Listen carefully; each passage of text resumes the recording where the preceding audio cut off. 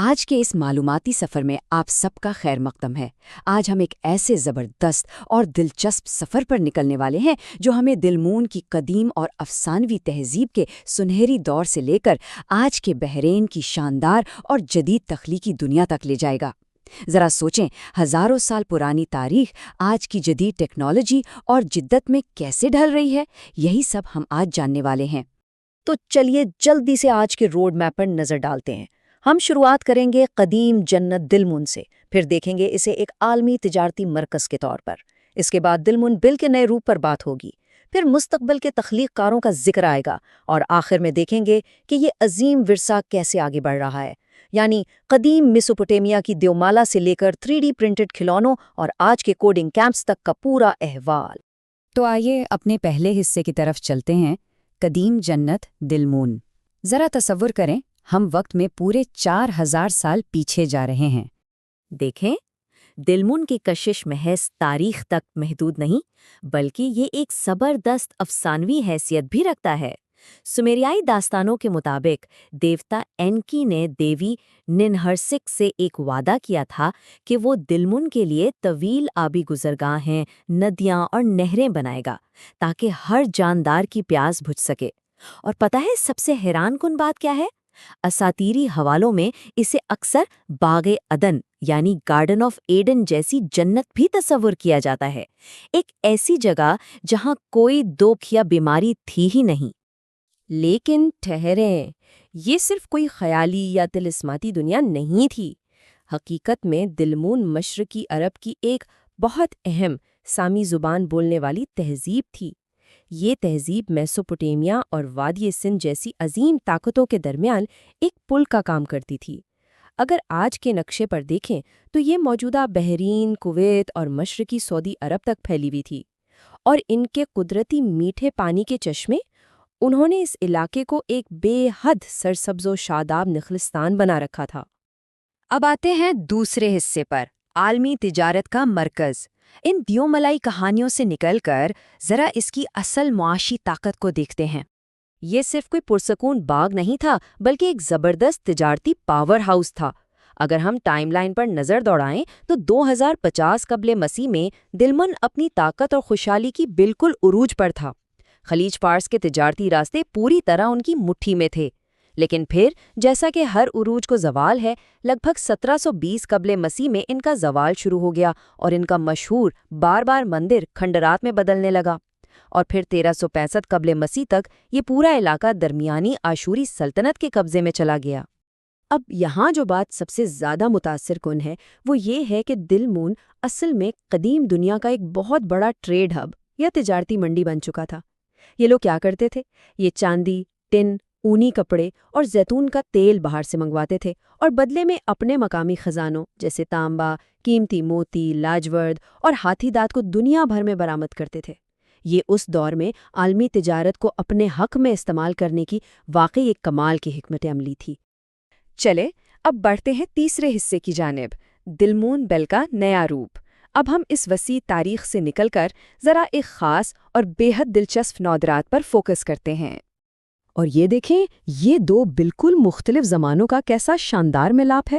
ایک طرف یہ 4000 سال پرانا تانبے سے بنا دلمون بیل کا سر ہے جو 1955 میں دریافت ہوا تھا، اور اب اس کے بالکل ساتھ دیکھیں، یہ بحرین کے ایک جدید ٹوائے میکر عبداللہ بن ہندی کا 3D پرنٹڈ پروٹوٹائپ ہے۔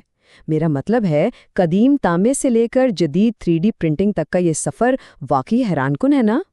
عبداللہ، جو ویسے تو ایک آرکیٹیکٹ ہیں، انہوں نے جدید ٹیکنالوجی کے ذریعے اس قدیم اثاثے میں ایک نئی جان ڈال دی ہے۔ 15 سینٹی میٹر کے اس ماڈرن آرٹ پیس کے لیے سوشل میڈیا پر کیا زبردست نام سامنے آ رہے ہیں، جیسے بلمون یا پھر ماول ہیرو کی طرح دل تھور، اور تو اور اسے NFT ٹیکنالوجی سے بھی جوڑا جا رہا ہے، یعنی جو بھی اسے خریدے گا اسے اپنا کسٹم ڈیزائن بنانے کے لیے بالکل ایک خالی کینوس مل جائے گا۔ یہ پرانی ثقافت اور ویب 3 کا کتنا زبردست کمبینیشن ہے۔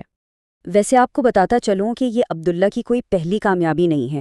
اس سے پہلے ان کا بنایا ہوا کرک مانسٹر نامی کھلونا بھی زبردست ہٹ ہو چکا ہے. یہ دراصل مقامی کلچر اور پرانی یادوں کو ایک دم جدید ڈیزائن میں ڈھالنے کی کلاسک مثال ہے. اور اس سے یہ بات بالکل صاف ہو جاتی ہے کہ یہ صرف ایک کھلونا نہیں ہے بلکہ یہ ایک پوری جدید تخلیقی تحریک ہے جو تیزی سے آگے بڑھ رہی ہے. تو جناب اب آتے ہیں چوتھے حصے پر، مستقبل کے تخلیق کار. اب ہم ایک فرد کی تخلیقی صلاحیت سے ذرا زوم آؤٹ کر کے پوری تصویر دیکھتے ہیں. کیا آپ اس تخلیقی لہر کے اسکیل یا پیمانے کا اندازہ لگا سکتے ہیں؟ ذرا اس نمبر پر غور کریں، 2740. جی ہاں، یوتھ سٹی 2030 نامی صرف ایک ماہ کے فیسٹیول میں نوجوانوں کے لیے اتنی بڑی تعداد میں ٹریننگ اور سیکھنے کے مواقع پیدا کیے گئے. یہ کوئی معمولی بات نہیں ہے. تو اس ساری بات کا لبے لباب یہ ہے کہ وہ اپنی آنے والی نسلوں کو مستقبل کے لیے بالکل تیار کر رہے ہیں، اور یہ سب کچھ 5 زبردست سینٹرز کے اندر 100 سے زیادہ مختلف پروگرامز کے ذریعے ہو رہا ہے، جن میں شامل ہیں لیڈرشپ اور انٹرپرینیورشپ، میڈیا اور انٹرٹینمنٹ، آرٹ اور کلچر، سائنس اور ٹیکنالوجی، اور ساتھ ہی اسپورٹس اور ہیلتھ. یہ ایک مکمل پیکج ہے. مثال کے طور پر سائنس اور ٹیکنالوجی کے مرکز کو ہی دیکھ لیں. یہاں نوجوان کتابی باتوں سے آگے بڑھ کر عملی طور پر سٹیم سکلز یعنی سائنس، ٹیکنالوجی، انجینئرنگ اور ریاضی سیکھ رہے ہیں. وہ روبوٹکس، کوڈنگ، آرٹیفیشل انٹیلیجنس اور 3D پرنٹنگ جیسے مستقبل کے جدید ترین شعبوں میں خود کو تیار کر رہے ہیں. دوسری طرف لیڈرشپ اور انٹرپرینیورشپ کا مرکز ہے. یہ نوجوانوں کو آج کے دور کی سب سے اہم چیزیں جیسے ڈیجیٹل اثاثے، بلاک چین اور مارکیٹ کے اتار چڑھاؤ کو سمجھنے کے قابل بنا رہا ہے. یہ کوئی عام اسکول نہیں ہے، یہ سیدھا انہیں پریکٹیکل بزنس اور کاروبار کی دنیا کے لیے تیار کر رہے ہیں. لیکن سب کچھ صرف اسکرینز اور کوڈنگ کے بارے میں بھی نہیں ہے. انہوں نے نوجوانوں کی نشوونما کے لیے ایک انتہائی متوازن نقطہ نظر رکھا ہے. اتنی زیادہ ٹیکنیکل ٹریننگ کے ساتھ ساتھ ان کی جسمانی صحت، انڈور سپورٹس اور ٹیم ورک پر بھی اتنا ہی زور دیا جا رہا ہے، کیونکہ ظاہر ہے ایک صحت مند دماغ ایک صحت مند جسم میں ہی ہوتا ہے. درست؟ اور ہاں، فنون لطیفہ یا آرٹس کو بھی بالکل پیچھے نہیں چھوڑا گیا. آرٹ، ڈیزائننگ اور السٹریشن کے ذریعے اس بات کو یقینی بنایا جا رہا ہے کہ بچوں میں وہ تخلیقی چنگاری ہمیشہ جلتی رہے. وہی تخلیقی چنگاری جس سے آخرکار دلمون بیل جیسے شاندار اور نئے ڈیزائنز جنم لیتے ہیں. اور اب ہم اپنے آخری حصے کی طرف آتے ہیں. ورثہ جاری ہے.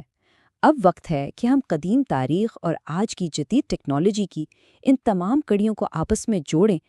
اگر آپ غور کریں تو قدیم دنیا میں تانبے کی تجارت کرنے سے لے کر آج کے اس جدید دور میں 3D پرنٹنگ، آرٹیفیشل انٹیلیجنس اور ڈیجیٹل ایسٹس میں مہارت حاصل کرنے تک ایک بات تو بالکل شیشے کی طرح صاف ہے.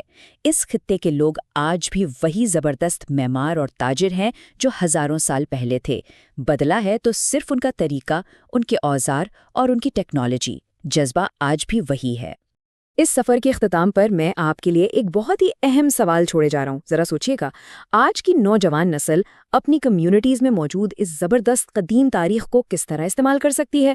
وہ اسے کیسے ایک بالکل نئی اور جدید شکل دے سکتے ہیں؟